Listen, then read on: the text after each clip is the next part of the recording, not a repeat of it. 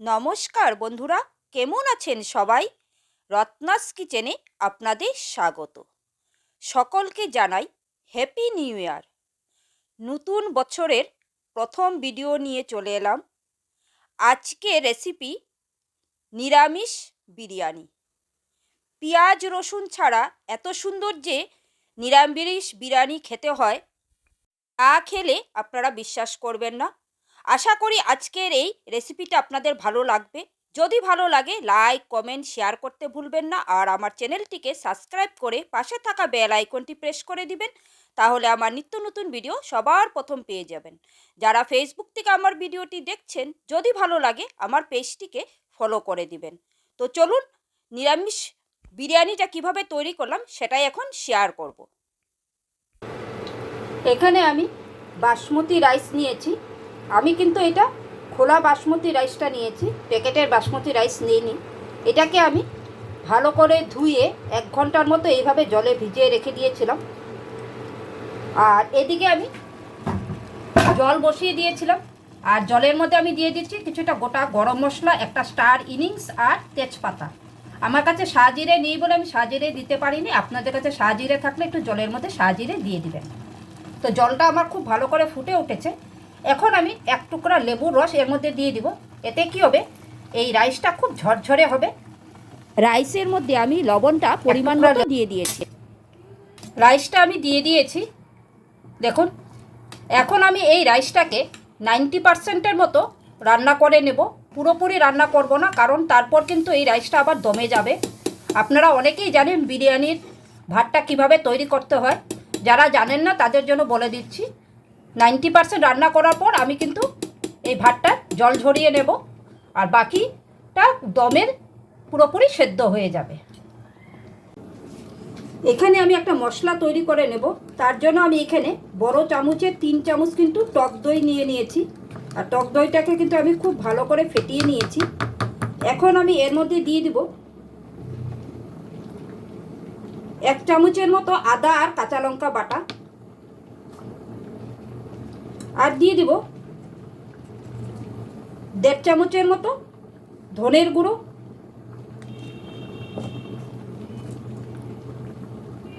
1 চামচের মতো জিরের গুঁড়ো, আর দিয়ে দেব 1.5 চামচের মতো হলুদের গুঁড়ো। লাল লঙ্কার গুঁড়ো দিব 1/2 চামচের মতো, আর দিয়ে দেব কাশ্মীরি লঙ্কার গুঁড়ো 1 চামচের মতো। এটা রঙের জন্য দিচ্ছি। আর লাল লঙ্কার গুঁড়োটা আপনারা যদি ঝাল পছন্দ না করেন তাহলে অ্যাভয়েড করে যাবেন। আর দিয়ে দিচ্ছি 1 চামচের মতো বিরিয়ানি মশলা। আর এখানে দিয়ে দিচ্ছি আমি কাজু বাদাম আর চারমগজ আমি বেটে রেখেছিলাম, সেটা আমি দিয়ে দিচ্ছি 2 চামচের মতো।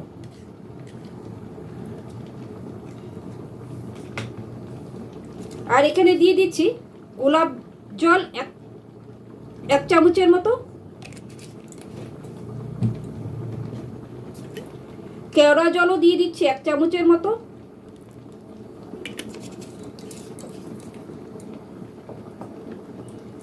আর দিয়ে দিচ্ছি মিঠা আতর 2 থেকে 3 ফুটো।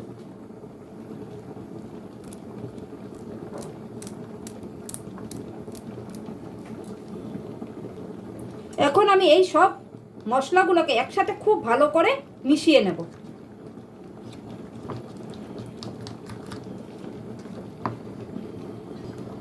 দেখুন মশলাটা কিন্তু আমার পুরো রেডি হয়ে গেছে। এখানে আমি একটা বাটির মধ্যে কিছুটা দুধ নিয়ে নিয়েছি, আর দুধটা কিন্তু আমার গরম আছে হালকা। এখন আমি এই গরম দুধের মধ্যে কিছুটা কেশর দিয়ে দিব। আমি ফুড কালার ইউজ করছি না, আমি কেশর দিয়ে তৈরি করছি। আর দিয়ে দিব এর মধ্যে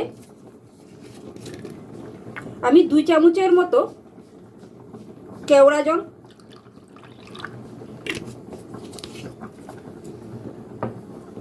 আর দিয়ে দিব 2 চামচের মতো গোলাপ জল,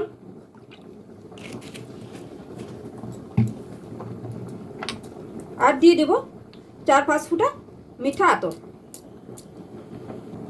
এখন আমি এটাকে খুব ভালো করে মিশিয়ে একটা ঢাকা দিয়ে রেখে দেব কেশরের কালারটা চলে আসবে।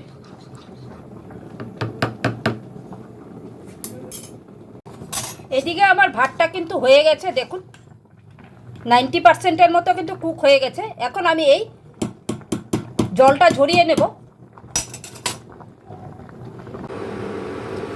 হিটে আমি একটা কড়াই বসিয়ে দিয়েছি, আর কড়াইটার মধ্যে আমি সাদা তেল দিয়ে দিয়েছি। তেলটাও কিন্তু আবার গরম হয়ে গেছে। এখানে কিন্তু আমি প্রথমে পনিরগুলোকে আগে ভেজে নেব।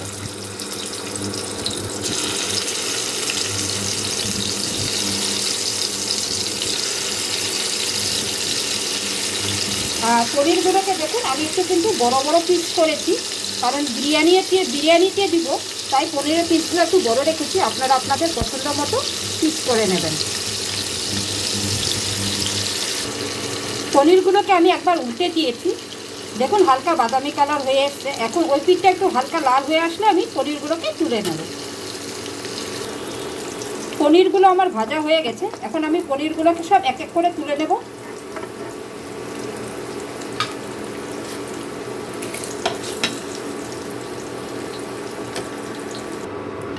পনিরগুলোকে আমি সব তুলে নিয়েছি। এখন আমি ওই একই তেলের মধ্যে দিয়ে দেব 1 চিমটে লবণ, আর দিয়ে দিব একটু হলুদের গুঁড়ো। এখন নুন আর হলুদটাকে একটু ভালো করে আমি মিশিয়ে নেব। আর এখানে আমি বিরিয়ানিতে নতুন ছোট আলু দিচ্ছি, গোটা গোটা। আপনারা যদি নতুন আলু না দেন তাহলে সেক্ষেত্রে আমাদের যে পুরনো আলু আছে সেই পুরনো আলুটাকেও 2 টুকরো করে দিয়ে দিতে পারেন। এখন শীতের সিজন, নতুন আলু, তাই আমি নতুন আলুটাই ব্যবহার করলাম বিরিয়ানিতে। আর যারা নতুন আলু খেতে, অনেকেই নতুন আলু খেতে পছন্দ করে না, তারা নর্মাল আলুটা দিয়েই বানাতে পারে। আমি এখানে ছোট আলুটা ব্যবহার করেছি। আপনারা চাইলে বড় আলুটাকেও, নতুন বড় আলুটাকেও কিন্তু 2 টুকরো করে ব্যবহার করতে পারেন। আমি এই আলুগুলোকে গোটা গোটা রেখেছি। এখন আমি এই আলুগুলোকে একটু লাল করে ভেজে নেব। আলুগুলোকে দেখুন আমি একদম লাল লাল করে ভেজে নিয়েছি। বিরিয়ানিতে একটু লাল লাল করে আলুগুলো ভাজলে কিন্তু খেতে খুবই ভালো লাগে। এখন আমি এই আলুগুলোকে তুলে নেব।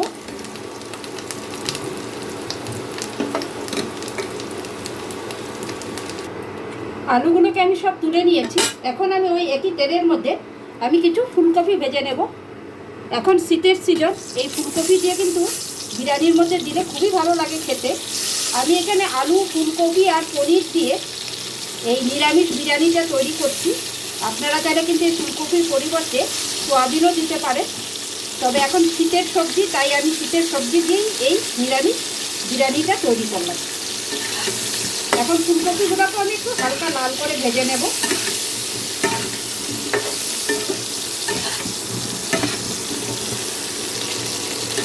ফুলকপিগুলো কিন্তু আমার ভাজা হয়ে গেছে, দেখুন ফুলকপিগুলোকেও কিন্তু বেশ আমি লাল লাল করে ভেজে নিয়েছি। এখন আমি এই ফুলকপিগুলোকেও তুলে নেব।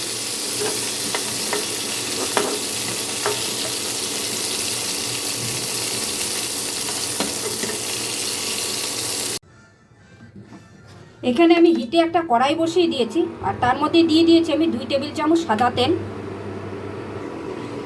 তেলটা আমার গরম হয়ে গেছে। এখন আমি এর মধ্যে এই যে মশলার পেস্টটা তৈরি করে রেখেছিলাম, সেই মশলার পেস্টটা পুরোটা দিয়ে দেবো।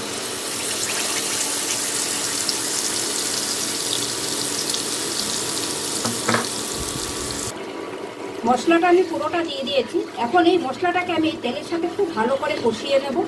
আর এর মধ্যে এখন আমি দিয়ে দিব লবণটা অ্যাড করে দেবো স্বাদ অনুযায়ী।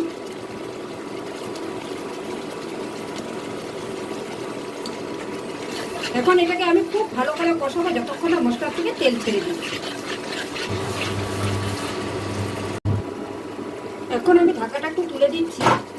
মশলাটাকে আমার 1 থেকে 2 মিনিট আমার কষানো হয়ে গেছে। এখন আমি এর মধ্যে এই ফুলকপি আর আলুগুলোকে দিয়ে দেবো, দিয়ে ভালো করে কষাবো।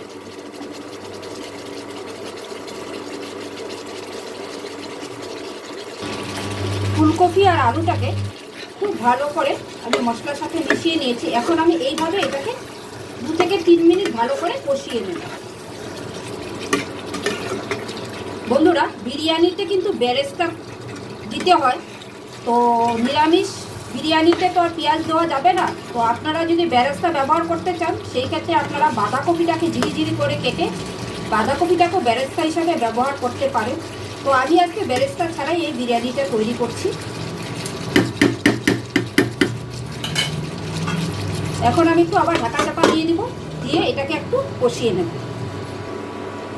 ঢাকাটা আমি তুলে দিচ্ছি।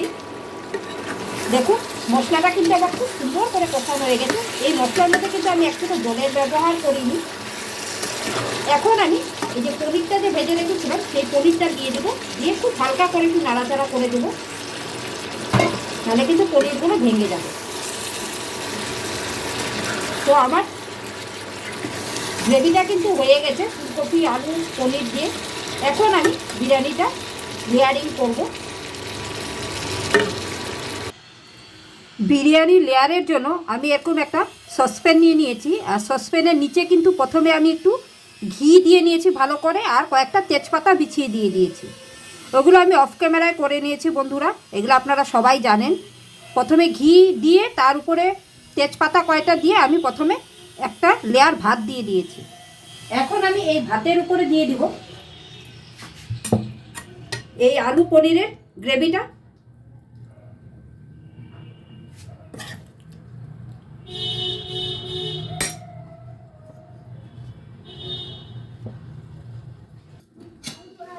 আমি এই ফুলকপি আলু পনিরের লেয়ারটা দিয়ে দিয়েছি। এখন আমি এর মধ্যে দিয়ে দিব 1 চামচের মতো ঘি এরকম করে ছড়িয়ে, আর দিয়ে দিব বিরিয়ানি মশলা অল্প করে ছড়িয়ে, তারপর দিয়ে দিব এখানে যে আমি দুধের মধ্যে কেশর আর গোলাপ জল কেওড়া জল মিঠা আতর মিশিয়ে রেখেছিলাম সেটা এখন আমি দিয়ে দেবো কিছুটা।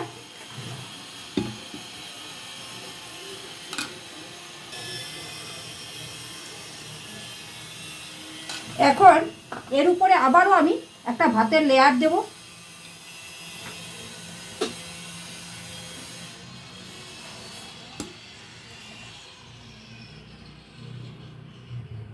ভাতের লেয়ারটা দিয়ে দেওয়া হয়েছে। এখন আমি আবারও উপর থেকে এইভাবে পনির আলুগুলো সব দিয়ে দেব। তো এইভাবে আমি পনির আলুটা দিয়ে তার উপরে আবারও পনির আলুটা দেব, দিয়ে তার মধ্যে ঘি বিরিয়ানি মশলা আর কেশরের দুধ দিয়ে আবার ভাতটা দিয়ে দিব, দিয়ে আবারও সব মশলাগুলো দেব। তো এইভাবে আমি লেয়ারটা কিন্তু পরপর তৈরি করব। লেয়ারিং কিন্তু আমার কমপ্লিট হয়ে গেছে। এখন আমি এইভাবে একটা ঢাকা দিয়ে উপরে একটা ভারী কিছু চাপা দিয়ে আমি এটাকে দমে বসাবো। বিরিয়ানিটাকে আমি দমে বসিয়ে দিয়েছি। দেখুন এরকম একটা মোটা চাটুর উপরে আমি বিরিয়ানির সসপ্যানটাকে বসিয়ে তার উপরে কিন্তু আমি একটা এরকম ভারী নোড়া একটা চাপিয়ে দিয়েছি। আমি আর আটার দেইনি, এইভাবে নোড়া চাপিয়ে দিয়েছি যাতে ভেতরের যে হাওয়াটা আছে সেটা যেন বেরিয়ে না যায়। তো এইভাবে আমি হাই ফ্লেমে প্রথমে আমি 5 মিনিটের জন্য এটাকে দম দিয়ে নেব। তারপর এটাকে আমি লো ফ্লেমে আরও 15 মিনিটের জন্য দম দিয়ে নেব। তো আমি বিরিয়ানিটা দম দিয়ে তারপর ফিরে আসছি। বিরিয়ানিটা আমার তৈরি হয়ে গেছে। এখন আমি আপনাদেরকে এটা সার্ভ করে দেখাচ্ছি কতটা সুন্দর হয়েছে। দেখুন বিরিয়ানিটা খুব সুন্দর কিন্তু হয়েছে। এই বিরিয়ানিটা খেতে কিন্তু অসাধারণ হয় এই নিরামিষ বিরিয়ানি। আপনারাও একদিন অবশ্যই বাড়িতে একবার খেয়ে দেখবেন, এর স্বাদ কিন্তু মুখে লেগে থাকবে। তো আজকে এই নিরামিষ বিরিয়ানি আপনাদের কেমন লাগলো অবশ্যই আমাকে কমেন্টস করে জানাবেন। আজকের ভিডিওটা আমি এখানেই শেষ করছি। আপনারা সকলেই সুস্থ থাকবেন, ভালো থাকবেন। আবার একটা নতুন ভিডিও নিয়ে আপনাদের সাথে দেখা হবে। Thank you.